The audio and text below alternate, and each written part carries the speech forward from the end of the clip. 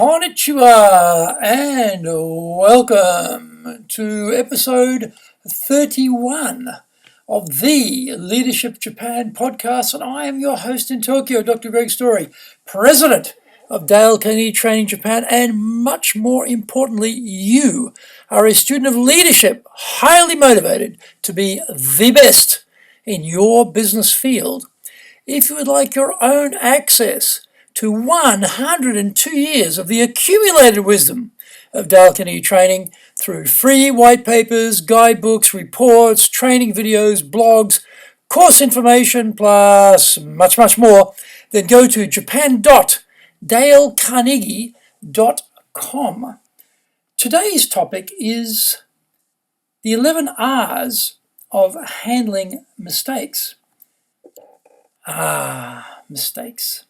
A very tricky area for managers to handle. The range of manager reactions runs the gamut from instantaneous combustion to a passive shoulder shrug. Not surprisingly, a lot of that hot air about empowerment wafting around the upper echelons of the organization dissipates immediately when something major goes wrong. The manager and colleague dash for the exits before any of the debris attaches itself to the persons of those in close proximity. That dash is contrasted by the arrival of corporate death squads to locate the guilty. Here are some cascading R solutions, R because they all begin with the letter R, to provide some thinking about mistake wrangling. Number one, research. A novel idea for some folk who can be quite quick off the mark when reacting, but start with establishing your actual facts before the guilty are set free and the innocent punished. Even better, try and look behind the facts to the motivations in play. The gap analysis starts with the hypothesis that this person is worth saving. This hypothesis having been established, it is then tested against each of the facts of the situation as they emerge. Japan is a masterclass in hiding problems, denying any responsibility and ducking for cover.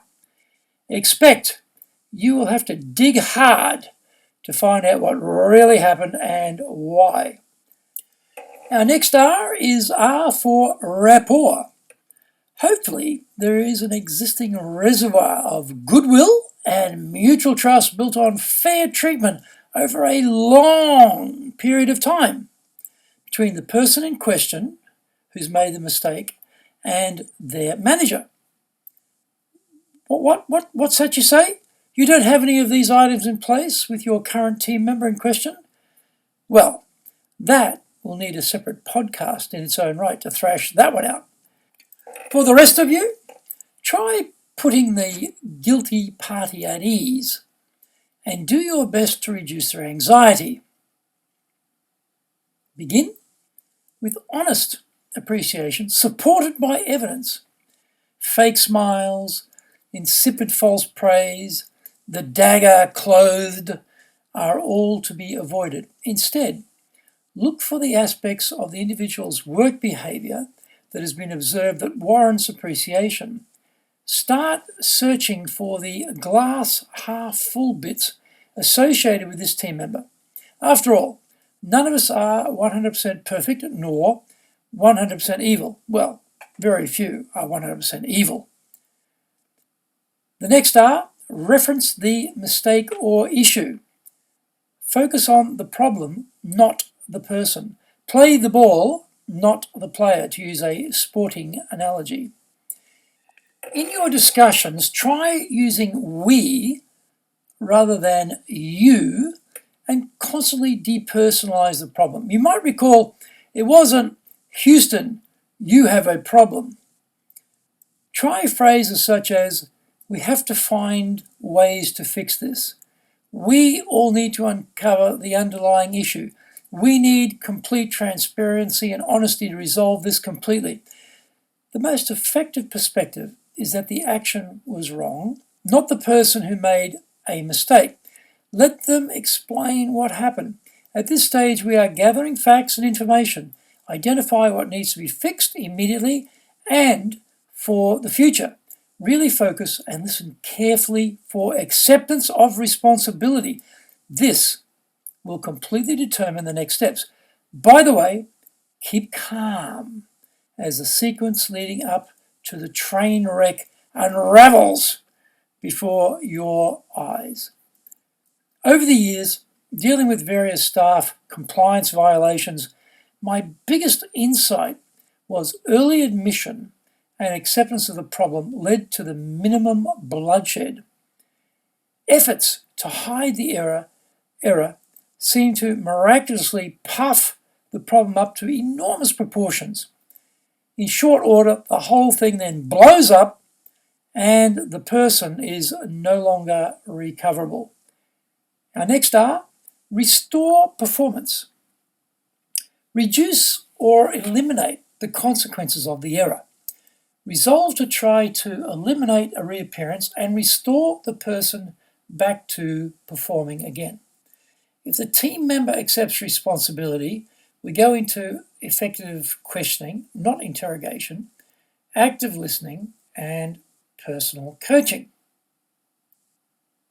Seek means to encourage them to suggest ways to fix the problem.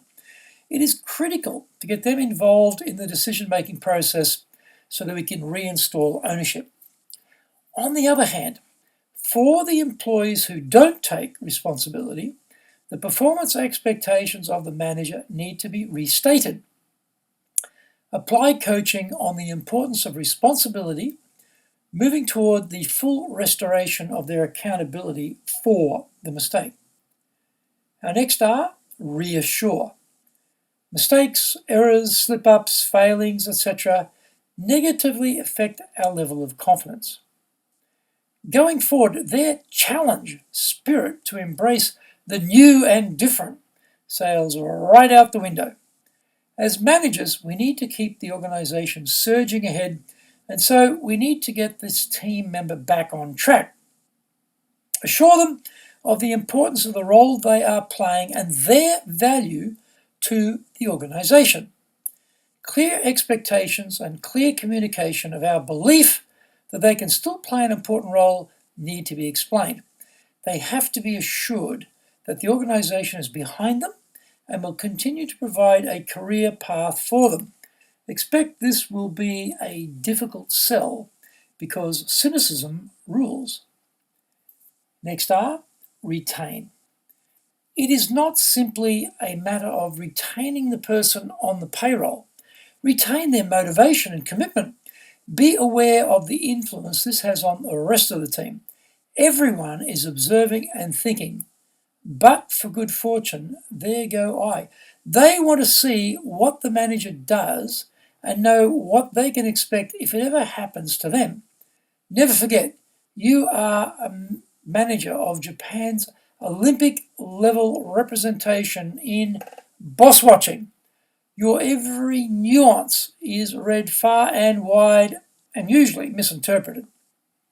If you hit heavy resistance, particularly refusal to take responsibility or permanent and constant denial, then move to Plan B, which comes next. Restate.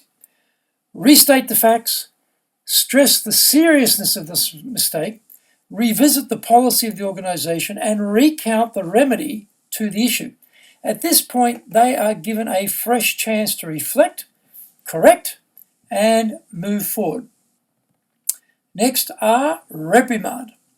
Now, if the restating didn't work out too well, and they are still not taking responsibility, then the situation is going into a possible death spiral. Hold a more formal discussion, clearly documented, with the content recorded in their file. Final R, replace.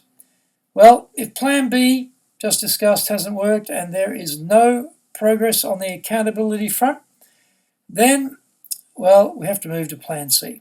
If your organisation is big enough and flexible enough, this may mean a reassignment to another part of the company. If not, then it could require removal of the person from the firm. In Japan, this is a rocky road that is best dealt with generously to have a smooth transition out of the company. If you can't reach an amicable agreement that allows them to leave of their own accord, and you have the means, pay the money.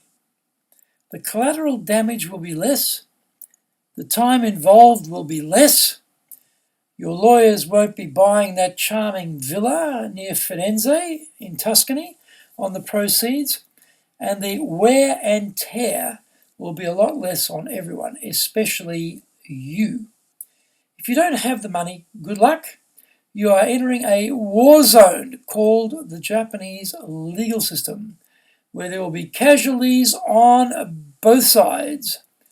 No solutions available for that baby, unfortunately. Thank you for joining the Leadership Japan podcast. Remember, to access your Dale Carnegie training free white papers, guidebooks, training videos, blogs, course information, plus, much more, then go to japan.dalecarnegie.com.